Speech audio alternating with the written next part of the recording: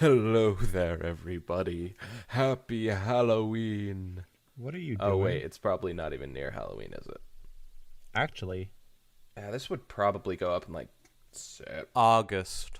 How many days have we been doing this? for some reason, I didn't even realize that we'd have to record the Halloween one like way in advance. Oh, yeah, and the Christmas one. This is our 1, 2, 3, 4, 5, 6, 7, 8, 9. This is our 10th episode. Happy 10th episode. Holy shit. I want to blow out the candles. Hello there, everybody. Welcome, my children, to Ross Pitt and Wizzy Puff's Fanfiction Power Hour. Boo! Tonight, I'm a ghost. we are reading Winter House by Ragnar. I don't know how much of a horror fic this is, and so maybe it's good that we're not reading it on Halloween. Who knows? Maybe it's just got some dark moments, and it's just a bit of a horror thing, you know. Well, you see, Ross is very transphobic, so any story with the chapter titled "Transformations" is going to scare him. I'm not transphobic. Don't lie to them like that. I'm going to turn him against you, and everyone's going to love me. It's really not a good thing. Not in this climate. Not trans people are fine. I don't care about that. Just making sure that no one takes it the wrong way. I'm good with You trans. can cut it out if you want. No, that's funny. Anyways, Winter House by Ragnar and Riduna. Boom, Frozen reference. What was that? The parents in Frozen are named Agnar and Iduna. Oh. So I get it. Ragnar and Riduna. Everyone It's a joke, you see. Everyone in their family's name begins with a vowel. I'm extending this so long because it's not that long of a story. It's only about 4,200 words, so. I get it. Winter House. That's like Frozen, right? Yeah, you got it. This is actually secretly a Frozen crossover. It's Transformers crossover. Look at the chapter title. You're right, it is. It is a Transformers crossover. Do you think we should start reading the descriptions of these? I'm not going to, but you think we should? You don't? I did that with the chapters that I put in, which was very few. Or stories, I should say. I see. Well, I do read the descriptions. I just haven't read them out loud. Oh, you mean in the podcast. I get it. Yeah. All right, is everybody ready? I'm ready. The doors of the manor turned orphanage, turned derelict, had to be forced shut against the snow. The lock was an old ironwood beam propped against the side of the door, which suited Luna's sense of aesthetics, and was therefore, according to her better judgment, probably a bit excessive. Nevertheless, she slotted the wooden drawbar across the door with the booming thud of an entrance thoroughly secured. Architects of the time believed in home defense, especially out here. After all, in the forest's opinion, this place still belonged to the forest. Princess Luna, retired, surveyed the foyer and its walls cedar panel, once richly lacquered, now cracked and pale. In the common room, beyond it, the high windows, with their lintels well above the tip of Celestia's horn, had all been boarded up. A draught stirred the white sheets over the furniture. Princess Celestia, retired, set their bags down and yawned.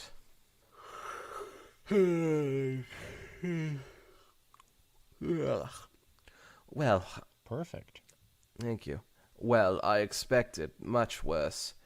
It does have a ceiling, and I think some of the draft is coming from the hearth, so the chimney may not be clogged. You handle the dust sheets, and I'll see what I can do about a fire. And then how about a nap? You got up very early this evening, and I suspect I won't be sleeping much tonight. Wise. Luna lifted a sheet from a long couch and began to fold it without shaking out the dust. As for a fire, it would improve the mood of this place, though I suspect it will do nothing for the cold. I don't believe the summer does anything for it, said Celestia. She conjured a pile of dry firewood. But you like the cold, of course. I suppose I do. The wholesome cold, the cold of ice water, the cold of the moon's other side. Not this sort. I suppose you don't feel it in the first place. Luna righted a skewed end table. Celestia smiled. No, I feel the sun. The logs burst into crackling flame. Shall I pull the boards from the windows, or do you think that's pushing it? I see no way to do this without being audacious.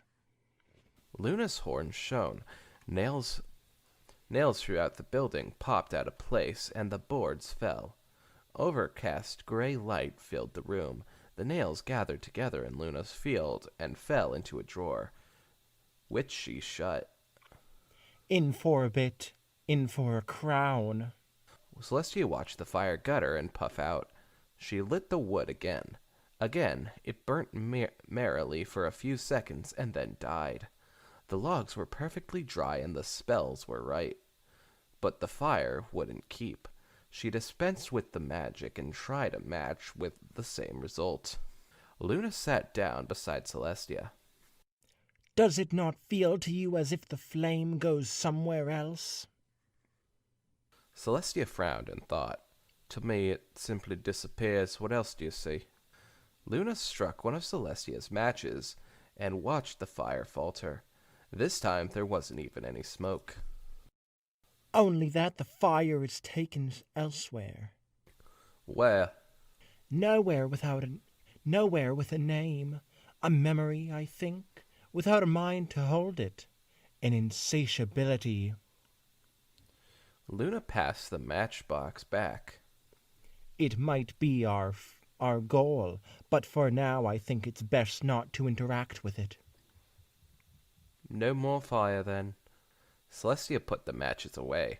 She cast a light spell, a yellow globe that hung in the air above their heads. It held. However much she tried, Celestia couldn't be everywhere at once. Things happened. In the forest, on the frontiers, in the quiet corners and edges of Equestria, there were tragedies. Sometimes nut and berry gatherers would find the bones of the unfortunate in out-of-the-way places. Buildings would burn down, and not everyone would get out before it collapsed. Rangers would find silent houses in the woods, break down the door or fly through a window, and find that they were years too late to do anything but dig the graves. It was not okay, and Celestia never allowed herself to get used to stories of distant tragedies. But these things happened. They'd happened here. Luna opened the basement door and looked down past the collapsed wooden stairs. The air tasted of minerals and dust, and water stains lined the walls. She flew to the bottom of the stairs and walked to the great black boiler, which had been state-of-the-art 200 years ago, but had been a relic by the time that children moved in. It was twice Luna's height. Hauling it to this remote location might have taken weeks, considering the condition of the roads, and how long to carry the pipes and radiators necessary to take the heat into every room in the manor. But it hardly mattered. If the fireplace refused to light, the boiler would as well. Across from the boiler, several blankets had been folded respectfully. The remains had already been taken away. Luna refused to look at the blankets too closely, as there was no need to dwell on it. Wait, who died? What did I miss? I don't know. I don't think anyone died. Oh, I just heard remains and respectfully and no need to dwell on it. I thought someone died. That's possible. I don't think anyone died. I could have missed something, in which case, my bad. Especially my bad, considering how I'm the one reading it, but In fact, perhaps it would be better to remove them in case Celestia had to come down. Luna picked up the blankets and stashed them in the firewood rack. Celestia opened the master bedroom blinds to let the sunset in. The amber light of an approaching sunset illuminated a Spartan room. There were no photographs, no paintings, just a cotton-stuffed mattress atop a bed frame without posts or headboard. It sat next to an armoire, which, it turned out, was full of sweaters, hats, and a set of flannel pajamas. He'd lived simply. Alright, yeah, I think someone did die. Oh boy. Bummer. Ghosts. Oh, it's the spirit of the fire that died earlier. Can you hear me? Celestia asked the empty room. A breeze from the window stirred the stray edge of a sheet corner hanging from the foot of the bed. The room was silent. She raised her voice. Do you recognize me? Show yourself in whatever form you'd like. There was no answer. Celestia sighed. All right, we have all the time in the world. All right, so what I think happened was someone did die, but I'm not sure they told us. All right, press F. Press an F. Good. Celestia placed globes of soft light throughout the house in preparation for nightfall. A few moments from now, Luna watched, half dozing. She'd woken up quite early in the afternoon, firstly so they could reach the house by sundown, and secondly out of solidarity with her sister, who likely wouldn't be sleeping that night. To lay ghosts to rest, one had to work tired. The universe lurched. Luna jerked into full consciousness. Where is... Celestia slammed shut every window in the building. Do you feel... Cell, where is the sky? It disappeared, Luna. I can't feel the sun. Where are we? Luna took a deep breath and sat up. Let me see. She closed her eyes. Celestia marshaled herself. Well, there's our fire at any rate. Celestia pointed a hoof at the now burning fireplace. I take it this is where all our match flames and fire magic went. Yes, I think so. Luna stood up from the couch. I don't think we can spend the entire night here. Our fire is confusing the rules of this place. Else all the lights would go out and we would no longer be as we are. Though I couldn't say what I mean by that. We have until the fire dies. Great, another dead fire. Come on, quit killing off the fires. Bummer.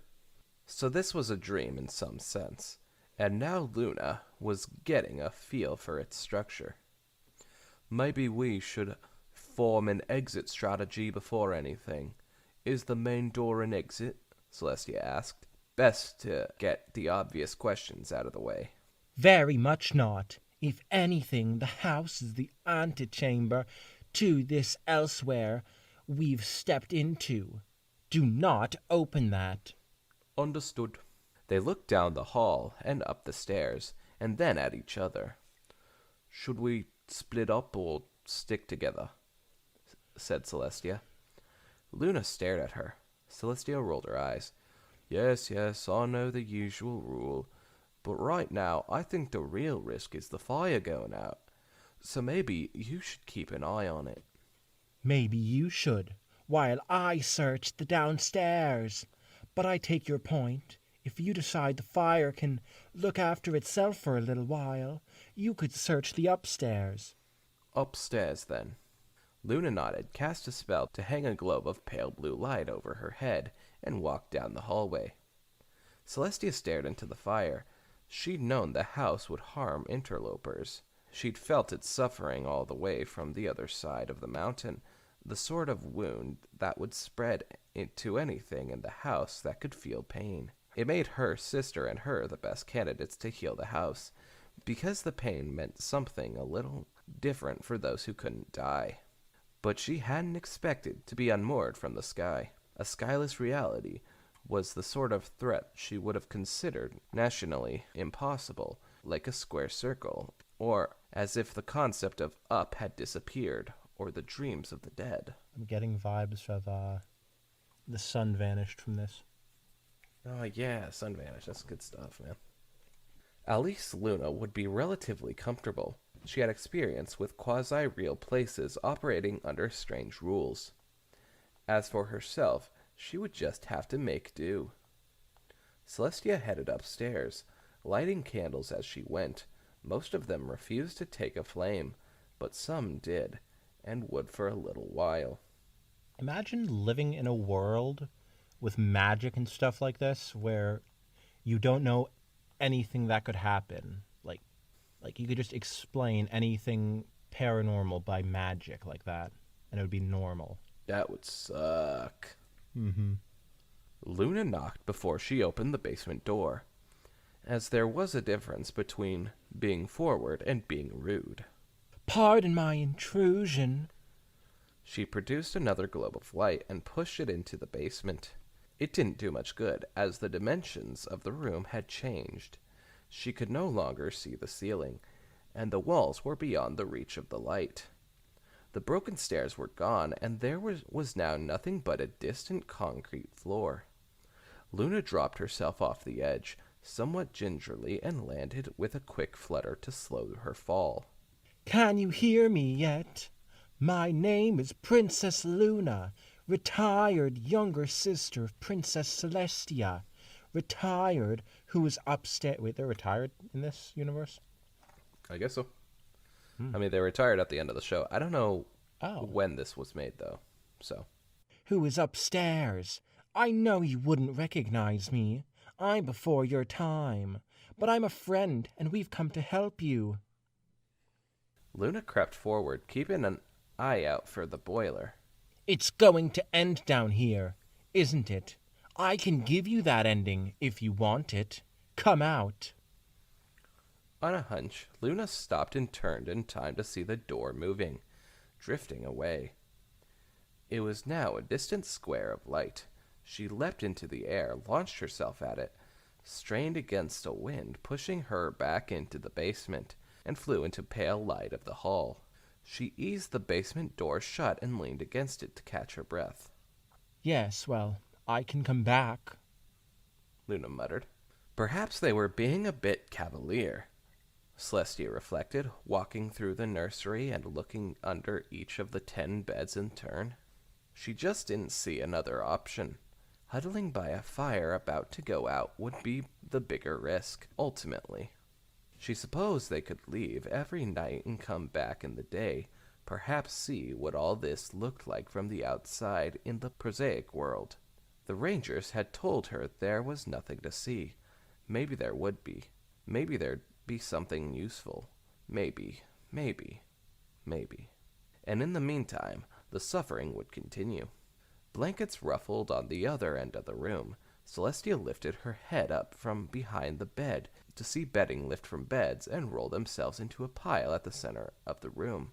Spooky, man. I Spooky. wonder if it's gonna end up being more like Paranormal Activity or Scooby-Doo. Well, give them the tags, I'm not sure. Sheets lifted themselves in humps, as if children had stood up underneath them in unison, and drifted towards the pile. Ew. Celestia swallowed, smoothed her face, and cleared her throat.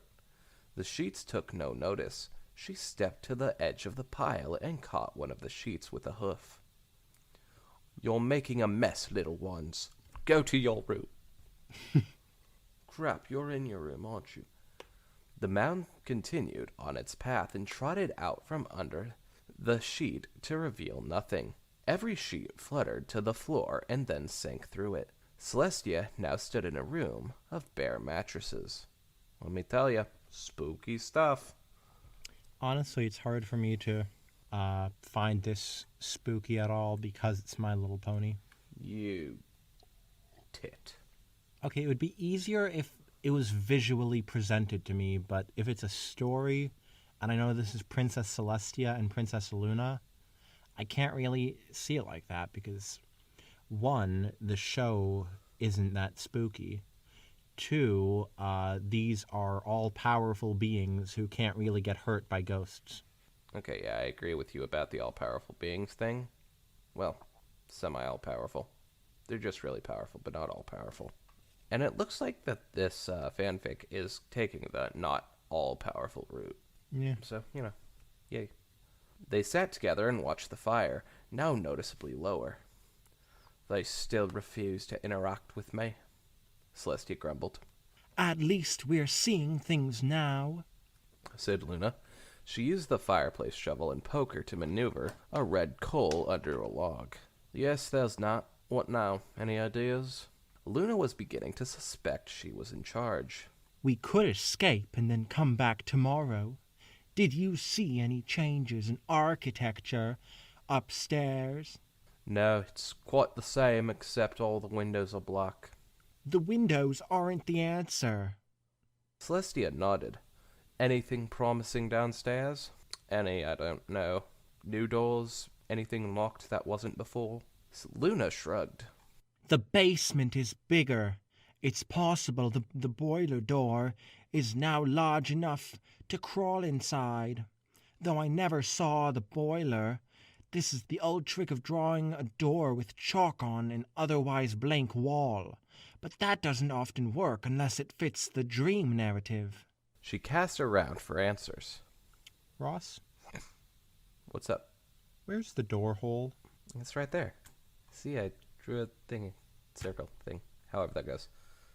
Sorry, I'm too tired to actually continue that. But you should continue your sentence, young man. Oh, I'm going next. Ooh. Are there any doors that swing both inward and outward?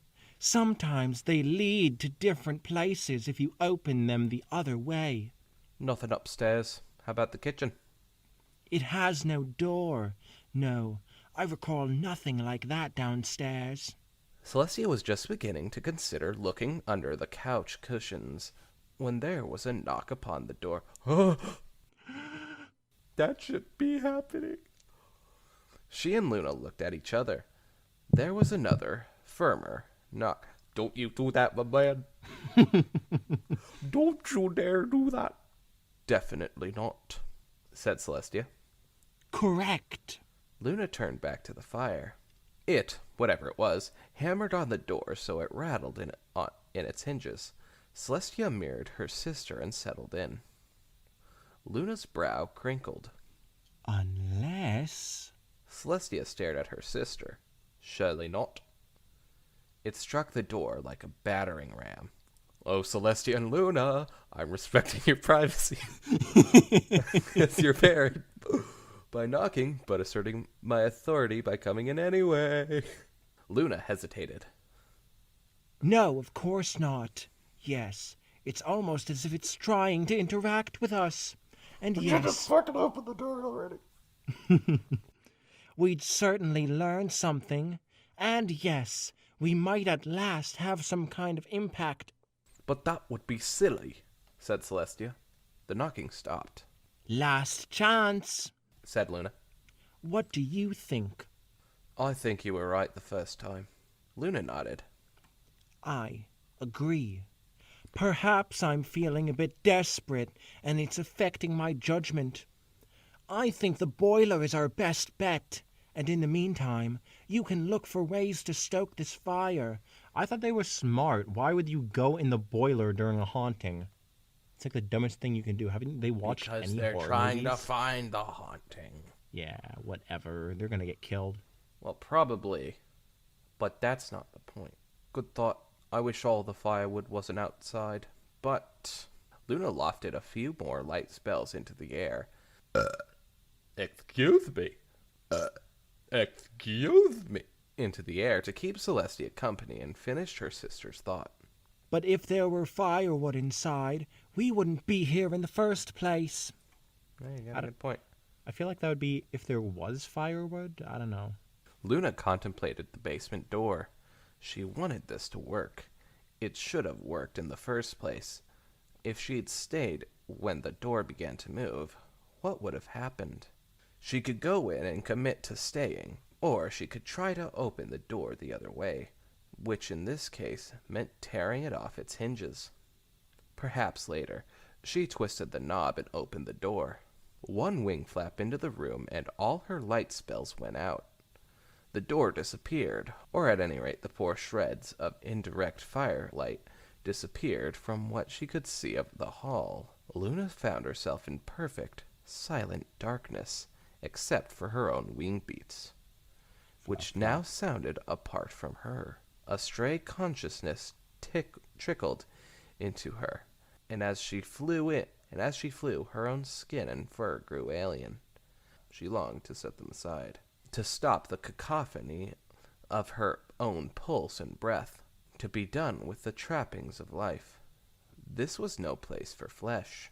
Luna shook off her reverie and told herself to land, if there was still a floor here. But wouldn't it be easier to wander here without hooves or eyes? No, it made no difference. And she might need them later, but wouldn't. Luna shook it off. No, She whisper-croaked, and set herself down on a stone floor she couldn't see. She breathed deep, though the air now tasted like sour milk and medicine. I want to speak with you. She raised her voice. Children, look at me! Look at me! I'm the best princess. Me! Love me! Something shifted inside her to let her see by darkness rather than by light. She stood among impossible legions of foals who lay tangled together on the stones. A sea of Reumi eyes turned to her. Luna's voice froze in her throat. She didn't want to be there. She didn't want to be here. She didn't want to be. I don't know what That was either supposed to be where she didn't want to be, or the author is intentionally fucking with us. It is a horror story after all, and those are prime fucking with us material. The children stared into her, and every moment showed her another detail she regretted opening herself to. A shivering hoof, a missing tooth, tears on cheeks that mirrored the tears on her own. Why so many faces? Had she stepped out of the house entirely and found a shoal of lost foals? But that was how they saw themselves, wasn't it? This, in their last few hours, had been their world. A vast black cellar, the press of cold bodies around them, each futilely.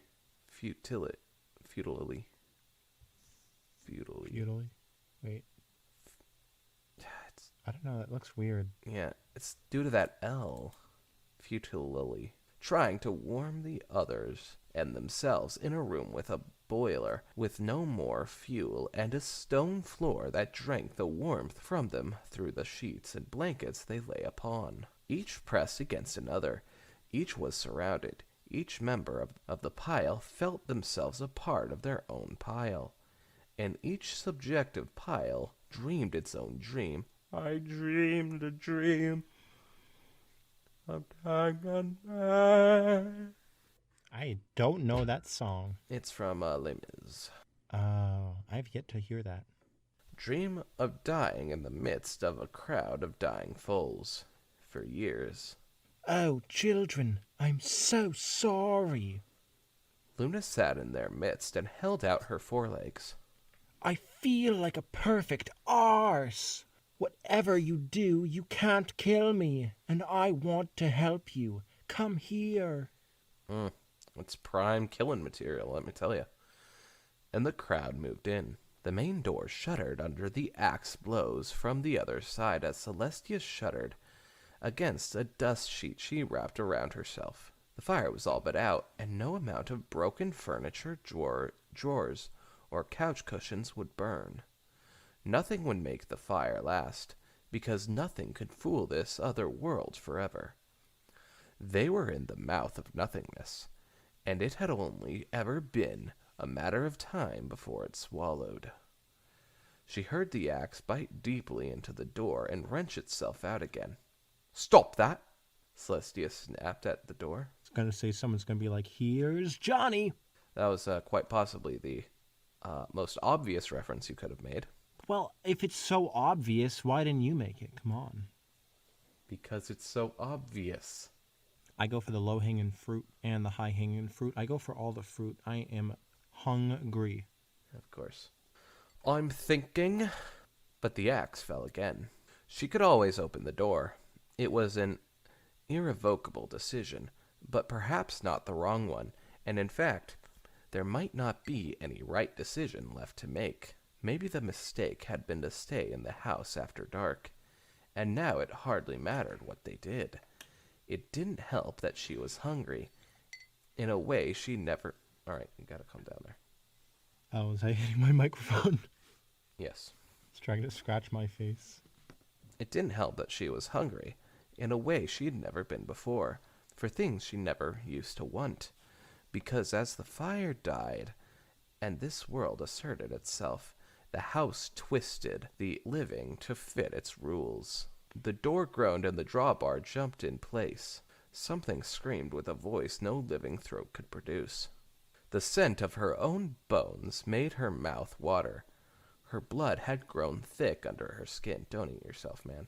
The fire was less comfort than an obscenity now, counter to the proper order of things, but it would extinguish itself soon enough.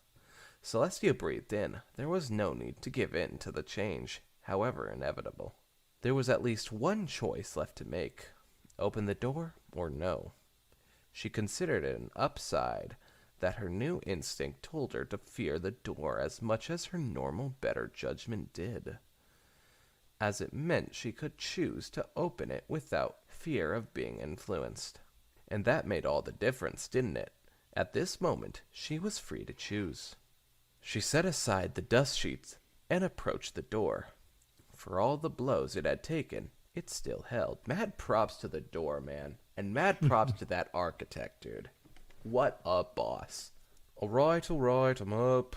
Oh gosh. Letting you in. The pounding stopped. Now, are you a ghost or a monster from the other side?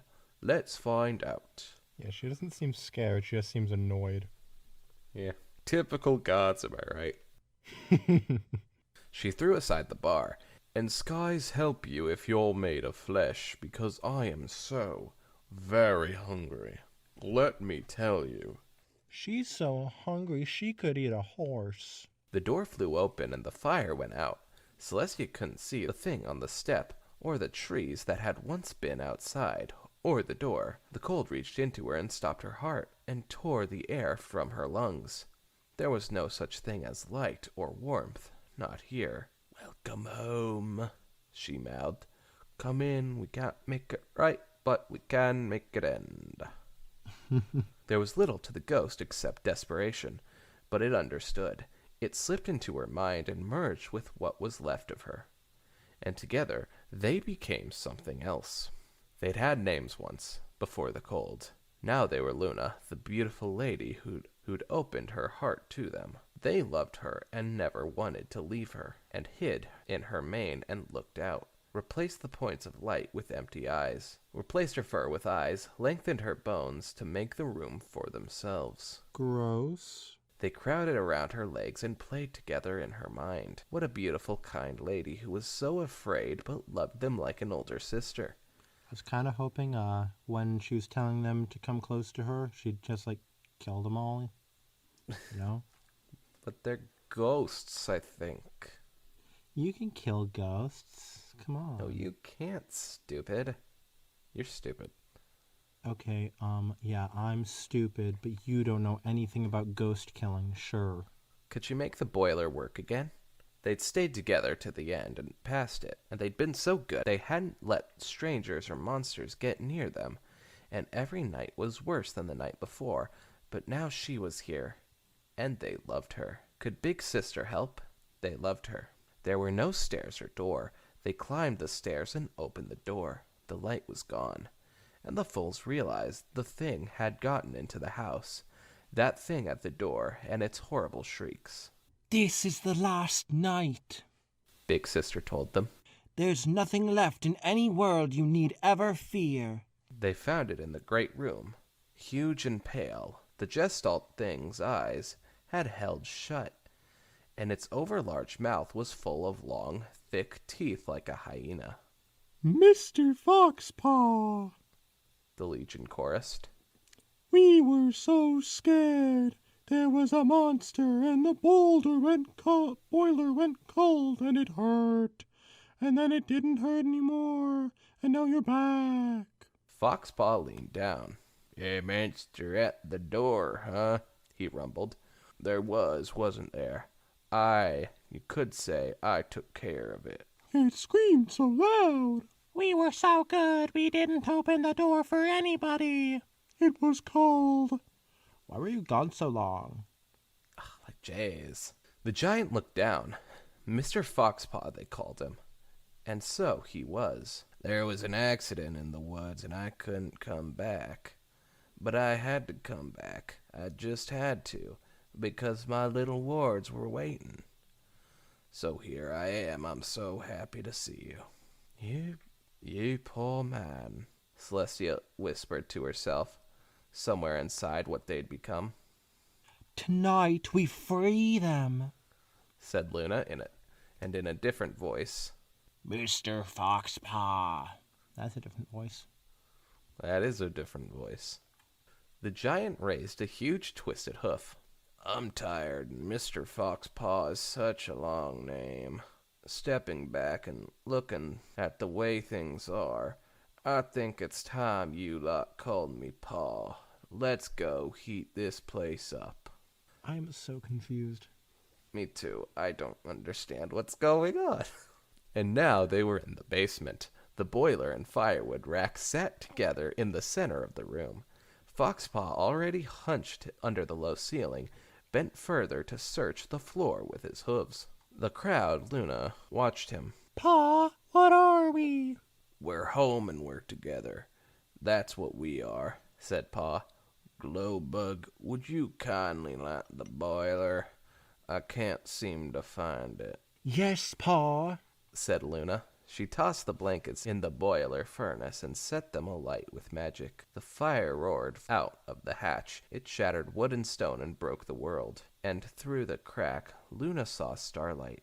Glimmer? Hey, thank you. The dream ended. Dream? They woke up together in a burning building. Celestia looked around blearily, frowned, and shook the embers out of her mane. She explored her teeth with her tongue. Yes, everything was as it should be, so far as she could tell. Luna was examining her own mane and coming to a similar conclusion. They walked together out into the garden among the graves the rangers dug, and watched the house burn under the stars. After a few minutes, Celestia placed a shield around it to contain the conflagration. There was no sense in letting the entire forest go up. We did everything we could, said Luna. They had to talk cheek to cheek to hear each other over the flames. Which ones? You more than I, said Celestia. Luna laughed. Ha ha ha! You're just not used to someone else taking the lead. She pulled Celestia into a hug. Aw. For hours they watched the fire. Even the chimney bricks burnt to powder. By dawn there was nothing but a hill of white soot in a square pit, 11 gravestones, 1 sleeping and 1 waking princess. Luna rolled over and poked Celestia into consciousness. Good morning. I'd like to sleep soon, but not here. Do you remember that new inn a mile back? Celestia yawned and stretched. I remember. Yes, let's go back. I'm so hungry I could eat a horse. Oh my god! I literally used that for her earlier. Oh, that was funny. Well, what a story. I think I got most of it. I feel like it's one of those horror movies that likes to be artsy, and I really don't like it because I don't understand anything that's going on. But I guess to each their own, because even a movie like Midsommar, even a movie like that became a hit, but not really my cup of tea. I think I got it. I mean, yeah, I think I got it. The house consumed them into a different world in their sleep. And there was some stuff I didn't get near the end there. I think it was just like consuming them. Wherever the hell this world was just consuming them. And then they woke up. I don't know. I don't get it. That bit I specifically don't get. Yeah. Everything else I think I understand. Yeah, I wouldn't rate it poorly just because I don't understand it, but it doesn't mean I have to enjoy it either. I was really wanting to do another horror fic today, but sadly we couldn't do that one for a few reasons, but eventually I plan on getting that. Then I think that would be it. Well, all right. I hope you guys have a spooky night. Please go check out the original fan fiction in the description. Bye. Thank you all for listening. Have a good night.